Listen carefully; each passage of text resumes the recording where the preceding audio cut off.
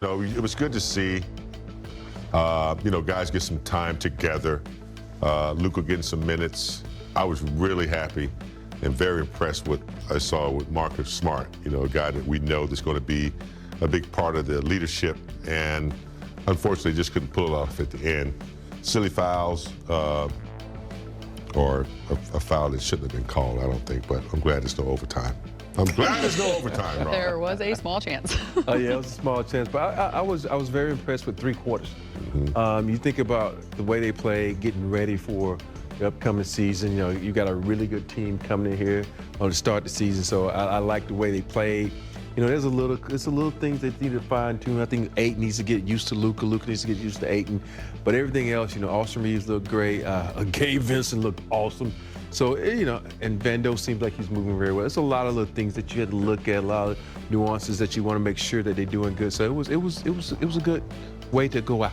Which they certainly had a chance this training camp or last couple of weeks to lay foundations, get a decent amount of practice time, because as you guys know, not everyone is available every single night. I do want to start with Luka Doncic because he did play tonight. As we know, it was the final dress rehearsal, as JJ called it. We saw much of what we would see come Tuesday night until midway through that fourth quarter. It was led by Luka. The other night, he had 25 in 22 minutes, or 22, in 25 minutes, something along those lines. Tonight, he finished with 31 in 33 minutes. He was 50% from the field, 6 of 11, did it in a variety of ways. From three, big game, he went 9 of 12 from the free throw line, 9 assists, 5 rebounds. He had a steal, he had a block. Yeah. Luka Doncic. It's the 9 assists that I think, most impressed with, and the things that we, expect from him. Luka can score what he wants to, and I think he's doing a really good job of trying to navigate his way through playing with different players. I think he's ready. I don't see anything he needs to improve on. We know he wants to play better defense and get that concept down, but I think as far as getting used to the players, it won't take him a long time, because what he does on the floor kind of dictates where everybody is and where they'll be rolling and cutting, and he seems to be able to find them with ease. Yeah, Luka, that's one thing about Luka. He's always able to score, but like you said earlier, 9 assists, where he was to get people involved at the right time, at the right moment. So it's like one of those things where you need to just go to practice and walk through some stuff, talk to one, communicate, because that's going to be so important, because we know that everybody else is going to do their things, but those two need to be on the same game plan. And it's going to certainly take a little bit of time as they get there. I do want to take a look at the starters that played tonight. Why? Because JJ was very JJ before this game. When asked if this was going to be his starting lineup, he was very coy, and then moments later asked if this was going to be the starting lineup that we would see on Tuesday. And he said, well, it's a final dress rehearsal. Why wouldn't it be? So make of it what you want there, but not a bad night for the starting 5 big game. When you think of that group as a starting group, you can interchange when you want to. You can throw Vanderbilt in there time from time, but I like it because of the reason I like it because of Gabe. Gabe's emergence, a healthy player, an experienced player, and then I think having Ayton and Hayes is going to free Rui up to do what he's a specialist at, and that's bully ball and take advantage of matchups. So yeah, I mean that's a good starting lineup, and I think they can deviate if he needs to. I look at this lineup and I look at one thing. He said dress rehearsal. You think about who their first game was against. It's not a very tall team. Mm-hmm. So this is a small lineup. You think about it, you got Gabe and AR there and Luka. That's a small lineup right there.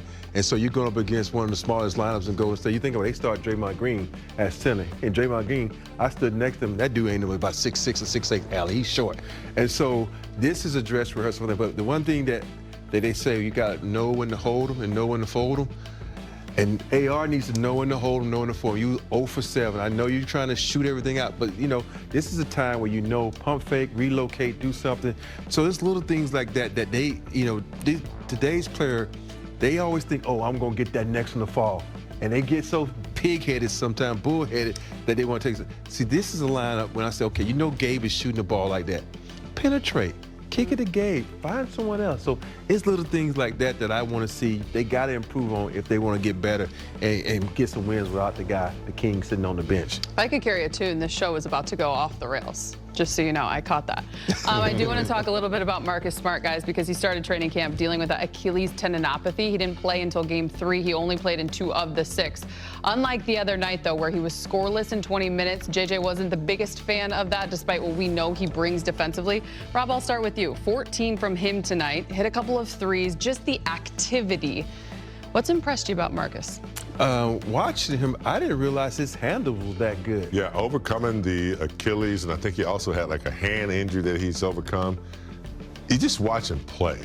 He's the only guy on the floor tonight. You know, he's diving out the balls. It just his activity and his presence on the court. It's just something about the way he plays.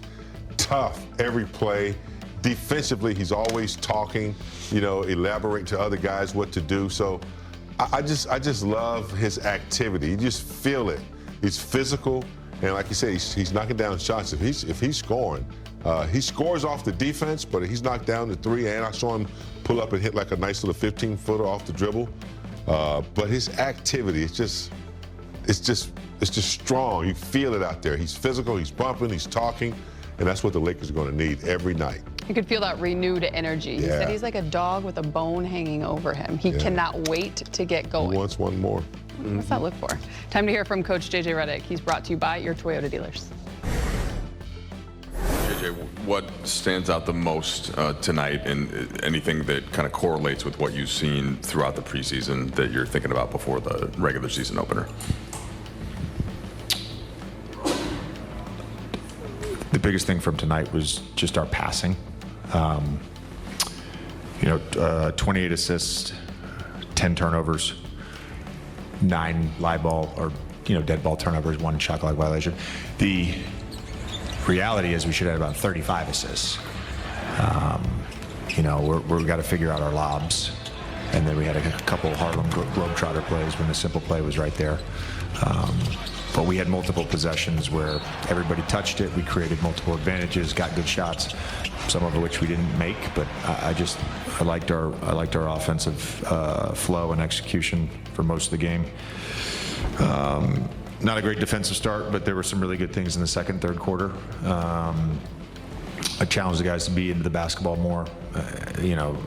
We were just so far off the body every time we got a nice or a weak call, and they were better in the second half. Better, not perfect, but better. And I think just overall, good to have like a Marcus Smart game. Did some really good things, and that's a positive sign for us going into the regular season. All the our starting 5, all in the plus minus, and 3 of them in double figures. So I liked overall that group together. So again, another game where I think we took a step in the right direction. To follow up on Smart, the first game he played, obviously just trying to get his legs under him. What did you see tonight, and what does that kind of tell you about where he's at going into the season? Just feel the comfort level, the rhythm, the confidence, all that stuff. He didn't touch the ball a lot against Phoenix, but was shot ready and aggressive off the dribble, made a couple really nice drives, and then defensively just being active and disruptive and physical, dove on the floor. It's just a lot of like Marcus Smart plays in that game.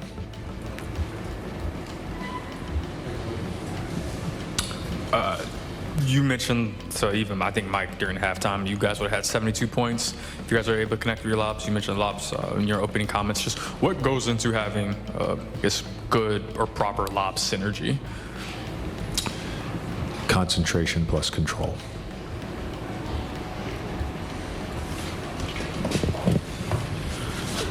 So Gabe started tonight, and you mentioned you like that starting group and what they were able to do, scoring. And how does Gabe enhance what you have with the guys that you're going to be starting all season? I don't know anything about who I'm going to be starting all season because, again, there's injuries and there's things that happen throughout a year. I have a pretty good idea of who's going to start game 1. After that, I don't know. So, but I do think in that lineup, there's a lot of shooting around Luka and Da, And Gabe is another ball